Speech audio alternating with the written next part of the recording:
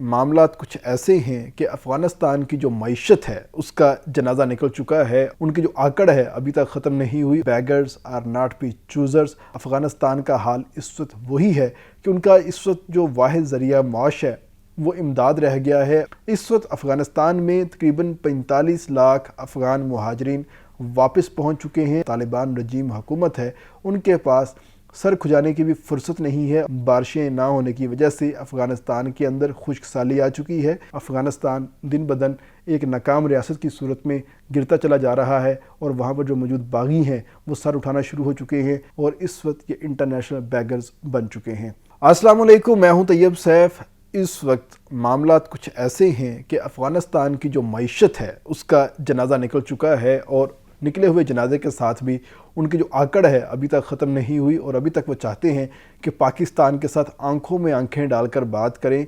लेकिन मामला ये आ जाता है कि beggars are not be choosers और अफ़गानिस्तान का हाल इस वक्त वही है कि उनका इस वक्त जो वाहिद ज़रिया माश है वो इमदाद रह गया है और इमदाद भी अब दीगर जो ममालिक हैं, UNHCR है, अक़वाम मुत्तहिदा है, अपनी शराइत के ऊपर देना शुरू हो चुका है और वो अफ़गानिस्तान की कोई बात नहीं मानते।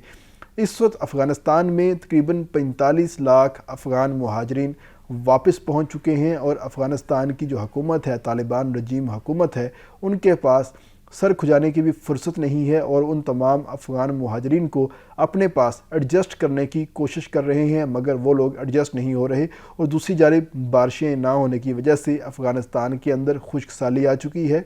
ज़लज़लों ने जो उनके रहे से मकान थे वो तबाह कर दिए हैं और उनकी जो अपनी मईशत है वो ख़त्म हो चुकी है और उनके पास सरकारी मुलाजमीन को तनख्वाहें अदा करने के पैसे भी नहीं रहे।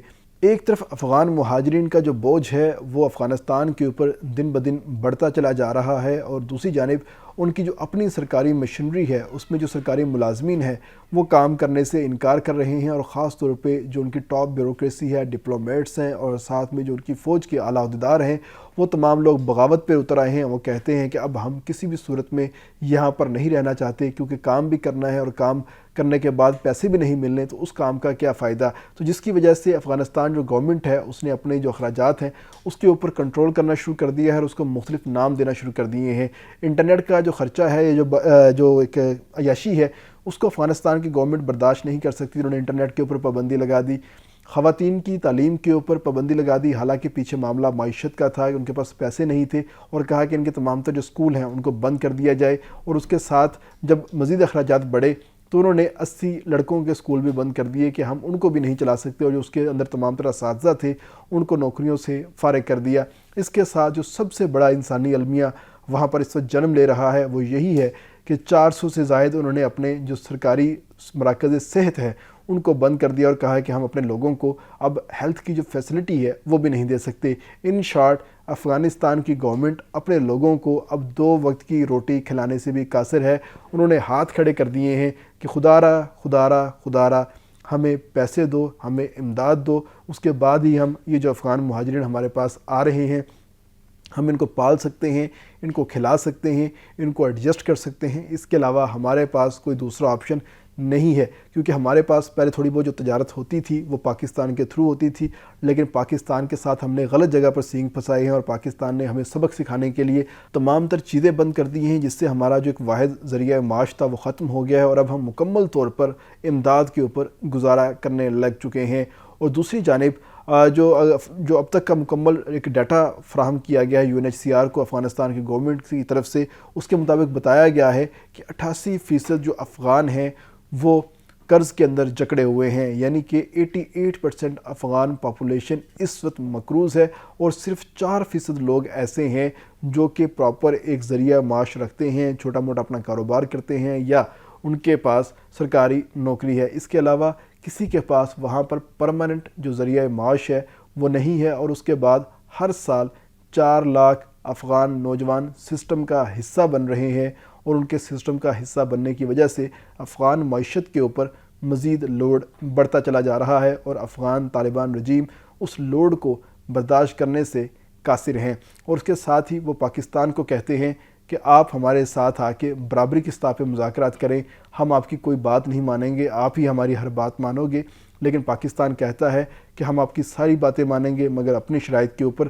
سب سے پہلے آپ کو اپنے علاقے میں سیکیورٹی ٹھیک کرنی ہوگی. سیکیورٹی ٹھیک کریں گے تو اس کے بعد ہی آپ ہماری طرف واپس آ سکتے ہیں, آپ ہمارے ساتھ تجارت کر سکتے ہیں اور ہم آپ کو انٹرنیشنل دنیا میں متعارف کروا سکتے ہیں اور تمام جو چیزیں ہیں آپ کی وہ بہتر انداز میں چلوا سکتے ہیں. لیکن افغان ابھی اس بات کے اوپر نہیں آ رہے, جس کے بعد پاکستان نے ایران کے ساتھ مل کر اپنی جو رپورٹ ہے وہ جمع کروائی ہے, جس کے بعد UNHCR نے کہہ دیا ہے کہ افغان گورنمنٹ ابھی جو پہلے والے افغان مہاجرین ہیں ان کا ہی لوڈ برداشت نہیں کر پا رہی. ابھی پاکستان کے اندر جو 17 لاکھ افغان مہاجرین ہیں وہ اور جو 25 لاکھ ایران کے اندر افغان مہاجرین موجود ہیں, یہ تمام بھی واپس افغانستان آنے کو بیتاب ہیں, کیونکہ وہاں کی گورنمنٹ نے ان کے اوپر پابندیاں لگا دی ہیں. یہ لوگ اپنی جو زیادہ موومنٹ ہے وہ نہیں کر سکتے, تو اس لیے ان لوگوں کے پاس کوئی آپشن نہیں ہے کہ یا تو کسی تیسرے ملک چلے جائیں یا واپس افغانستان آ جائیں, یا افغانستان ایران اور پاکستان کے ساتھ اپنے معاملات بہتر کر کے افغان مہاجرین کو نکالنے کے حوالے سے کچھ مزید ٹائم جو ہے وہ بائی کر لے. کیونکہ ان دو ممالک نے یہ فیصلہ تو کر لیا ہے کہ اب کچھ بھی ہو جائے یہ مہاجرین آج نہیں تو کل یہ ہر صورت میں واپس جائیں گے. اس کے علاوہ افغانستان کے پاس کوئی دوسرا آپشن نہیں ہے.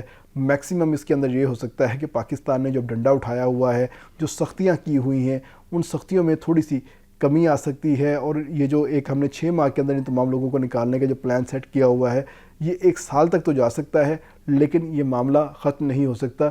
دوسری جانب جو افغانستان حکومت ہے وہ چاہتی ہے کہ ہم کچھ بھی نہ کریں, ہم ہلے بھی نہ, ہمیں کچھ کھانے کو دیتے بھی رہو, ہمیں کھلاتے بھی رہو, ہمارے نخرے بھی اٹھاتے رہو, ہم آپ کے ملک میں آگے دہشت گردی بھی کر جائیں, ہم آپ کی سرحدوں کے اندر دراندازی بھی کر جائیں, یعنی کہ ہم ایک کھلے بدماش کی طرح, چھٹے بدماش کی طرح پھرتے رہیں جیسے کہ پہلے پھرتے تھے, اور ہم کسی ڈسپلن کے اندر نہ آئیں تو ہمارا معاملہ چلتا رہے. تو پاکستان نے ان کو کہا کہ پہلے آپ ایک جنگجو تھے, آپ ایک ریزسٹنس فورس کی صورت میں کام کر رہے تھے, اس لیے آپ کے اوپر جو انٹرنیشنل قوانین ہیں ان کا اطلاق اس طریقے سے نہیں ہوتا تھا. مگر اب آپ ایک ملک کو ریپرزینٹ کرتے ہو, ایک حکومت کو ریپرزینٹ کرتے ہو, تو آپ کا جو ایکٹ ہے ایک ذمہ دار ریاست والا ہونا چاہیے, ایسے محلے کے چھٹے ہوئے نواب والا معاملہ نہیں ہونا چاہیے. اس لیے ہم آپ کو سپورٹ نہیں کریں گے اس وقت تک جب تک آپ پاکستان کے ساتھ بیٹھ کر پراپر بات نہیں کرتے اور پاکستان کی بات نہیں مان لیتے. ہم ٹریڈ کو اوپن نہیں کریں گے, ہم آپ کا مقدمہ عالمی عدالت میں اور عالمی پوائنٹس کے اوپر نہیں لڑیں گے. جس کے بعد افغانستان بھاگ کے UNHCR کے پاس گیا ہے اور ان کی منت سماجت کی ہے کہ ہمارے اوپر رحم کیا جائے. پہلے ہی 45 لاکھ افغانی ہمارے پاس آ چکے ہیں, ہمارے سے وہی نہیں سنبھالے جا رہے, اب مزید 45 لاکھ افغانی ہمارے پاس آئیں گے تو ہماری معیشت کا, ہمارے انتظامات کا اور ہمارے دیگر جو معاملات ہیں ان کا کیا حال ہوگا. ہمارے اوپر ترس کیا جائے.